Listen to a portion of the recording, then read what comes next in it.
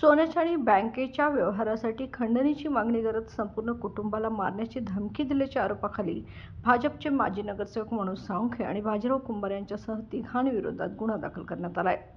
शहरातील भोणेमाळ परिसरातील भाजप कार्यालयात सोनाराला बोलवून धमकी देण्यात आल्याचा आरोप आहे. व्यवहार पूर्ण कर किंवा परिणामांना सामोरे जा अशा शब्दात दबाव टाकून खंडणी मागितल्याचं आता समोर आलंय. या प्रकरणी पोलिसांनी गुन्हा नोंदवला असून पुढील तपास सुरू आहे.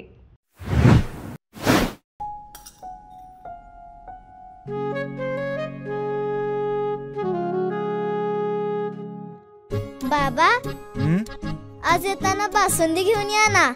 अगं, कालच आपण आईचा वाढदिवस होता म्हणून आणली होती ना. ऐकलं, गोकुळची बासुंदी पुन्हा खावीशी वाटतेय. खरं सांगू, मलाही खावीशी वाटतेय.